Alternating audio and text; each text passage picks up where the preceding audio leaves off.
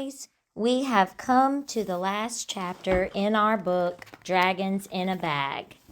We are so excited that you went on this reading journey with us, and we hope that you will continue to read 15 minutes every night of a book of your choice or listen to a book of your choice.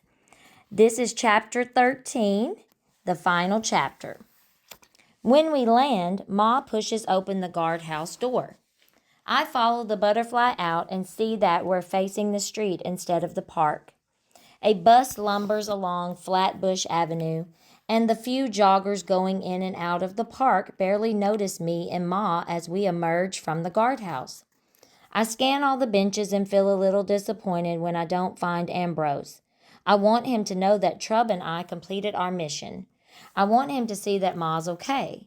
Part of me feels like I have to prove myself, especially since Ma's had trouble with her helpers in the past. I want Ambrose to know I'm not like the others. Once we collect the dragon from Kavita, everyone will know that I'm serious about being Ma's apprentice. Should we head over to Vic's place? I ask Ma. She glances up at the darkening sky and shakes her head. It's too late for a messy extraction, and it will be messy. We better think on it tonight and come up with a plan. Ma opens her purse and takes out the mint tin.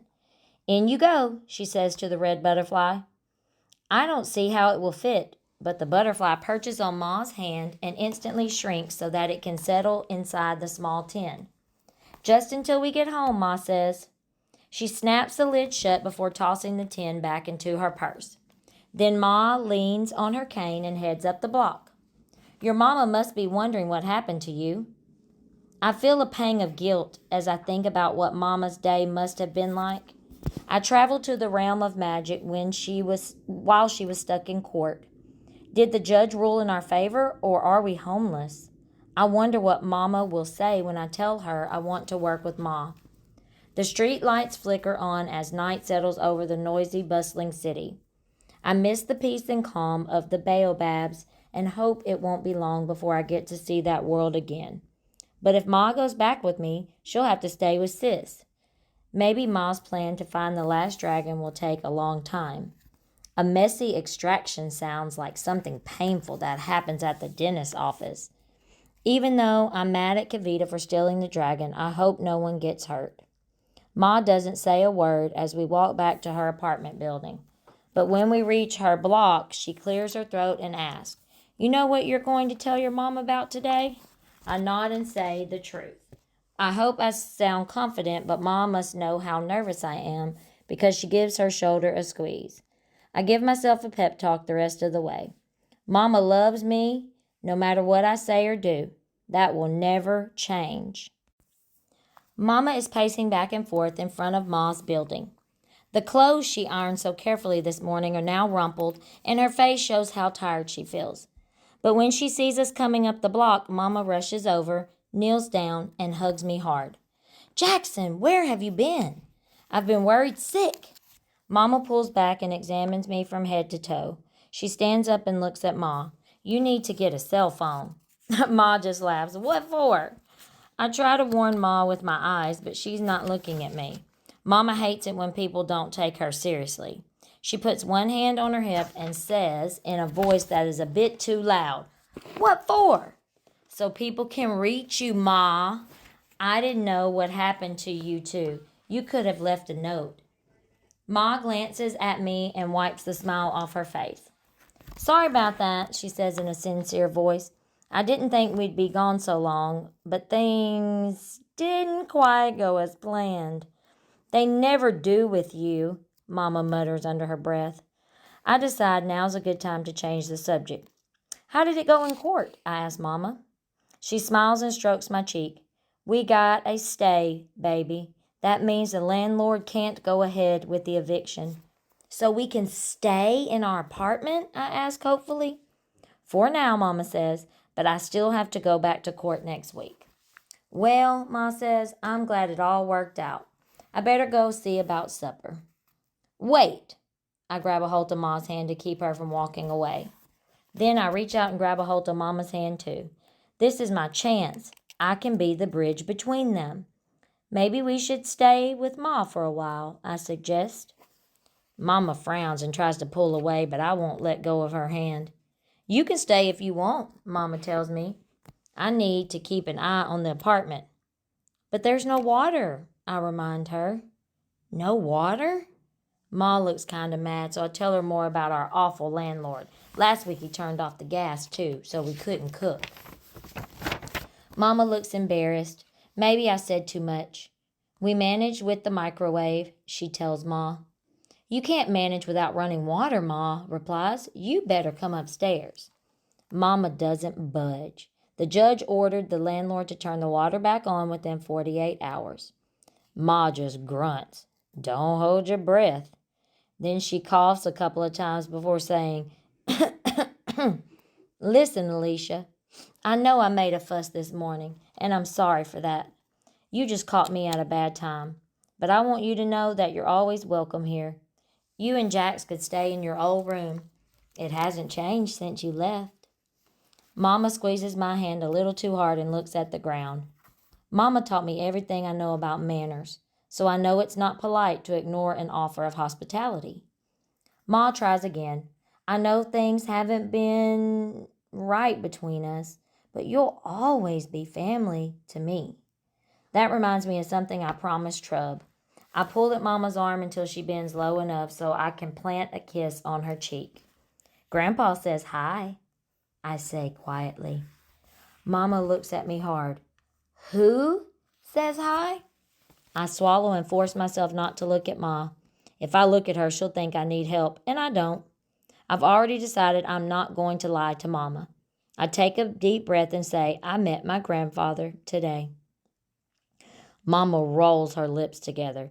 That's what she does when she's trying not to lose her temper and say something she might regret. Mama's lips are sealed, but I can almost hear her counting to 10. That's what she tells me to do whenever I get angry. Finally, she opens her mouth and asks, How did that happen? Ma coughs softly, but I need to tell this story on my own. I went with Ma to make a delivery today. Mama quickly rolls and then unrolls her lips. I could tell she's angry, but not with me. You did, huh? That sounds interesting. Mama's talking to me, but she's glaring at Ma. I try to get her eyes back on me. It was.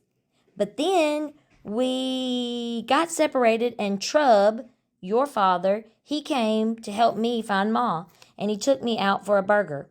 Mama gives me a disapproving frown, so I add, I like him. He's nice. Mama rolls her eyes this time and says, Never trust a first impression, Jax. It takes time to really get to know somebody.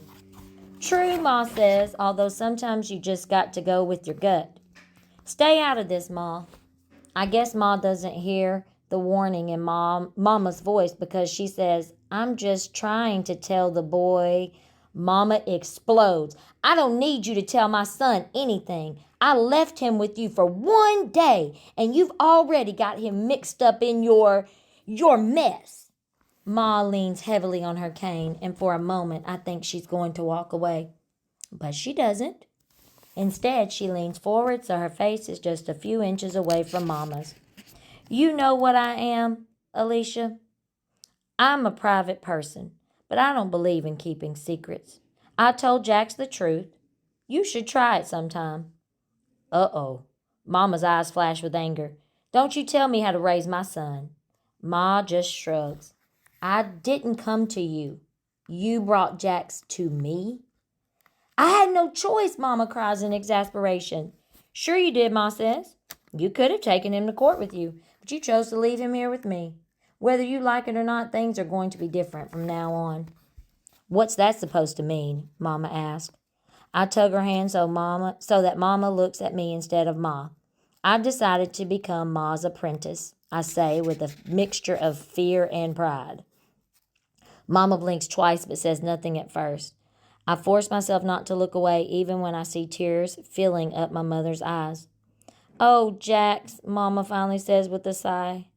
Then she lets go of my hands and sinks onto the steps that lead up to Ma's building.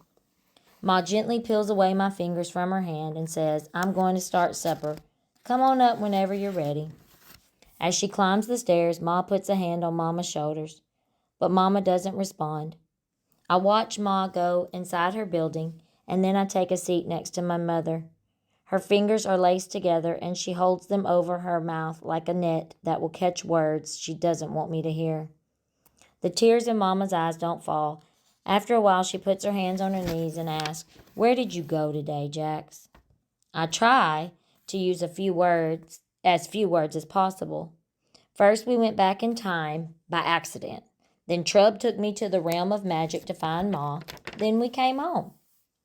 He took me there once, Mama tells me in a strange and sad voice. I know, I say quietly. Trub told me you didn't like it much. Mama shakes her head and puts her arm around my shoulder so she can pull me close. This world is the only one that matters, Jax. This is where you live. This is where you belong. Mama's been through a lot today. It would be easier just to agree with her, but I try a different approach. But what if we could make this world better? Don't you think we should try? Mama thinks for a moment, then she shifts on the stairs so that we're sitting face to face.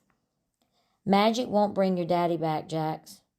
Mama's voice is so soft and low that at first I'm not sure I heard her correctly. But then my cheeks start to burn and I feel hot tears filling up my eyes. Mama becomes a blur. I blink a few times and Mama comes back into focus. Her face is full of love and that gives me the courage I need.